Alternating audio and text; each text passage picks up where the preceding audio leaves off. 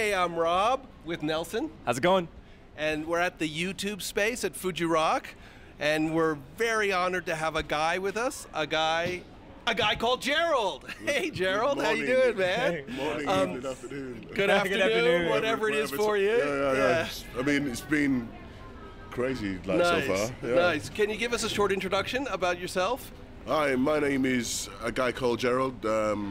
I'm not a DJ. I'm actually a recording producer, engineer, sound designer, and dancer. A dancer? Is that right? That's right. I'm going to jump in and translate for you real quick. All right. どうも、a guy called Gerald と申します。DJ と思われがちですが、DJ ではなく、サウンドエンジニア、プロデューサーとかミキサーとか、あとダンサーもやられております。はい。So this is your first time at Fuji Rock Festival. Yeah. It really feels like, I don't know, maybe your aura has pervaded it. You know, the style of music that you originated has been really big here. So I feel like you performed here. But this is your first time. I mean, people think that I've been to Ibiza too, and, and all these other places, but I'm a studio guy, you know. I'm in the studio, the music goes out, you hear the music and you think that you've seen me. Right. That's how strong the music is. Right.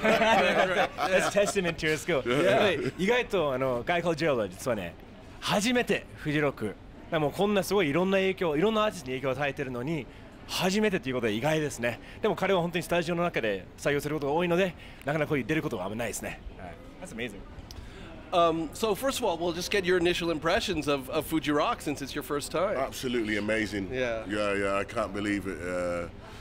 So far, the quality of the bands and everything have been amazing. The people, because I did Glastonbury and all earlier on this year, and here I could close my eyes and walk, and you wouldn't think that there was any people because no one bumps into you or anything. Right. It's crazy. It's people are polite. Yeah, it's nice. Japan. Really Right. やっぱりフジロックの印象といえばとにかく人が素晴らしい、アーティストも素晴らしいんですけど、もう他のフェスも出てもすぐぶつかるんだけど、フジロックだと目を閉じて歩いてもぶつからないっていう素晴らしい日本人の心がね、現れます。はい。But you performed in Tokyo, right? I saw a club gigs with you in Tokyo. I've been performing here since the early 90s. Right, that's what I thought. That's why it's weird to me that you haven't come to Fuji Rock until now. Yeah. Well, let's talk about it. I mean, you're really kind of the originator, or let's say one of the originators of acid house out of London and the whole hacienda scene. Out of Manchester and the whole.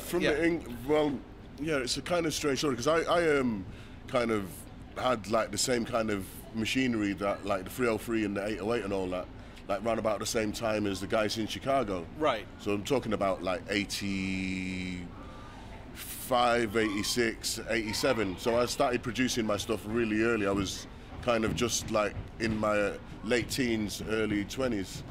And I was producing more electro kind of stuff. And then when I heard the guys from Chicago were doing, I tried my hand at doing that. So the first thing I did was called Voodoo Ray as a release was basically the first acid house record ever to come out of the UK. Right. やっぱり皆さんご存知かと思いますが、もう本当にアシッドハウスのを作った一人の中の一人ですね。で彼はもともとシカゴの音楽を聴いて、で UK イギリスから出たアシッドハウスのアルバムとして初めてというね、ものすごいね、今影響を与えまくってるんですね。So you've made a huge impact, I think, on a lot of DJs since then. How does it feel to kind of, when you hear other younger artists, younger up-and-coming DJs, kind of play that music that you helped kind of fortify?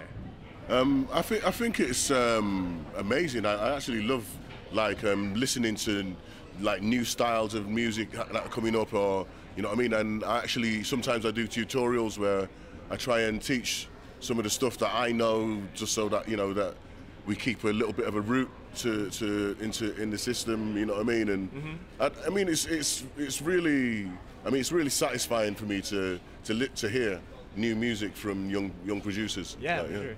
やっぱりもうね、いろんな影響を与えている方なんで、もういろんな若いプロデューサーとか音楽聴いてもう感心しますね。やっぱりもうずっと音楽が進化していくんですけれども、彼もいろいろチュートリアルを作ったりやったり、シーン、ルーツがねなくならないようにいろいろ努力してます。So yeah, like you said, you played in Japan a lot in the 90s, and I think you're super familiar with the club scene here. How would you characterize it? What's your view of the club scene in Japan? It's very dynamic, really nice. I mean, like, it's like like sometimes when I've been just going out here, not even playing, I've like enjoyed myself like so much, and like the people are, I don't know. You so many different types of people here. It's like a melting pot within like Japan itself. You know what I mean? Within Tokyo. You mean like just different types of music fans? Yeah, right? yeah, basically, and like they all seem to get on together and cross-platform and everything. So you get a really nice mix, you know. And like I'm kind of looking forward to hearing some of the stuff from here. You know, right. Well, you'll be pleased. You'll be pleased because the stage you're playing, I mean, it goes all night. It's dance music all night, so you'll get an opportunity to check it out. Yeah, Red Marquee. Because I was a little bit nervous. I was thinking maybe that I might be too techy or too housey or too. No. Fuji Rock has a whole sort of electronic dance music scene in addition to the rock and everything else that plays. So I can let my hair down a bit now. Let your hair, let it go, man. Let it go. After midnight. やっぱりフジローも本当にいろんなちょっとねジェラルド本人がちょっとあれこんなにハウスやっちゃっていいんですかちょっと不安もあるんですけどやっぱりもうフジロックといえば本当にいろんなジャンルロックだけじゃなくやってるからもう全然多分ぶちかましてくれると思うんですけどさあ次ちょっと YouTube について話したいと思います So Gerald, so we're in the YouTube space, you know, and this is our Fuji Rock Festival's official YouTube space. This is going out to the world, right? What is, as a veteran, as like one of the pioneers of, you know, Acid House, how do you see the music scene? It's been evolving, especially with YouTube. Yeah. Like, what is your impression? How do you view YouTube as like a platform for music?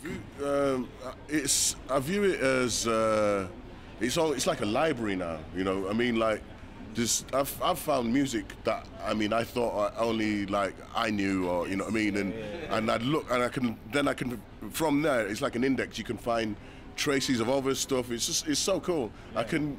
You know, it's a reference thing. I could be somewhere and I go, oh, that tune, and then don't know it, and I just go bang. You know, there you go. So I mean, it's so cool for that. I mean, do you ever get inspired by like going through YouTube and seeing like old sounds, like, oh, I got to get back into this? All the time. I mean, like especially with like some of the old jungle stuff, because no one talks about it anymore, or no one, you know. So like I kind of, and I'll just go, oh yeah, that tune, and then I'll go in. And then, like, you know, 3 weeks later, I'm still there looking through tunes and going, oh my God, I remember that. You're going through the rabbit hole down deeper and deeper. To me, it's like tunes are like, especially the old tunes, it's like a diary. You know what I mean? Every tune, it's got like, I can remember the smell, the taste, the sound, what happened at that time. I love that. That's a bit of an illness. No, that's a great description. I'm going to translate that real quick. このYouTube についてもやっぱりもう大御所なんですけど、やっぱり YouTube の音楽といえばもうライブラリ、もういろんな音楽がすべて揃ってるサービスでやっぱりもう自分しか知らないものだと思ったものが意外とアップしたりするとものすごいでもそこでどんどん遡ってこんなものもあるんだっていうもう刺激的な存在であってすごく YouTube 愛用してます。はい。You get into my Japanese. I wonder how you feel about social media. I mean, it's become so important for musicians these days to like, you know, promote themselves with social media. You come from an era where it wasn't like that. You know, you just put your tracks out of the studio. Is that something you vibe with, or you're not? I've not really been taking it that seriously, but I should do. I kind of been just going on there and like talking to like weirdo, strange people and stuff like that. But it's a nice place sometimes. Like I'll go on there and I see a really nice idea, like Roland, like they've just started releasing these machines, and they've just done this thing where they've said like, you know, like just like everyone do like a 60-second jam with the machines, you know, and basically what happens is you get a cross-platform of everything that's happening, you know what I mean? And it's a nice, going back to that index thing again, it's a nice place to go where you can, okay, let's see how someone used this, and it's actually, for tutorials and stuff like that, or instead of reading the manual, you can actually just go there and things there. So, I mean, it's endless, you know what I mean? I can only see it developing into something that's... Well, I want to ask, like, looking back, like, when you were first starting out, you know, how did you find music? Like, did you have to just go scavenger hunting, like, for records and stuff? Yeah, I mean, like, because, I mean, it was more of a dynamic kind of range, because like we wasn't specifically into like one thing. It was like anything that we could find that we could dance to, basically. So, and the ranges from jazz all the way through to kind of like electro funk. You know, that was the range.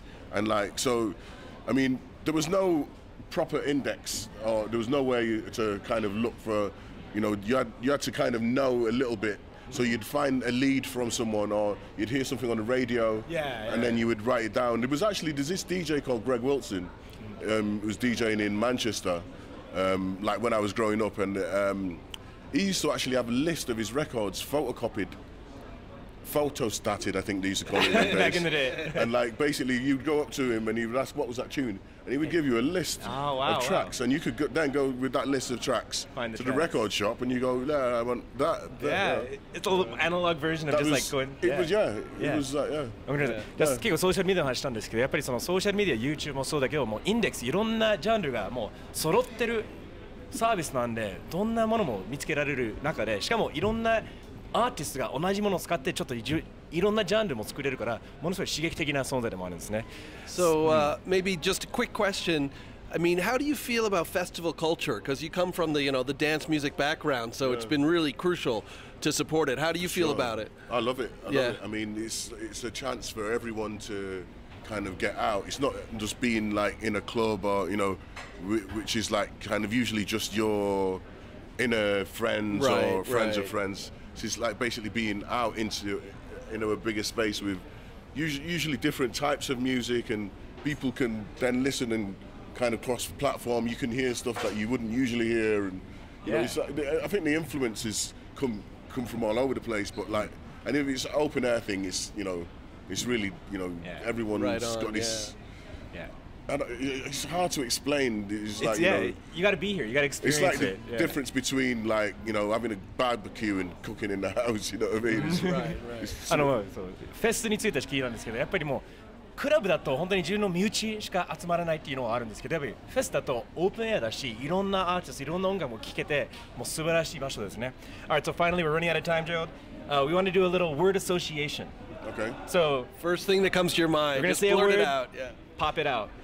All right, here we go. We're gonna say a word. You tell us what you think. All right. So first one, London.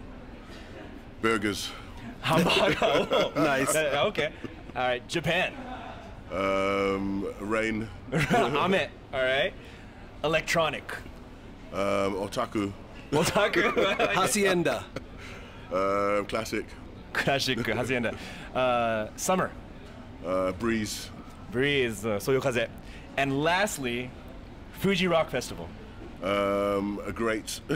Great. Subarashi. All right. Thank you so much, Gerald. Thank you so really much for having appreciate us. it. Yeah.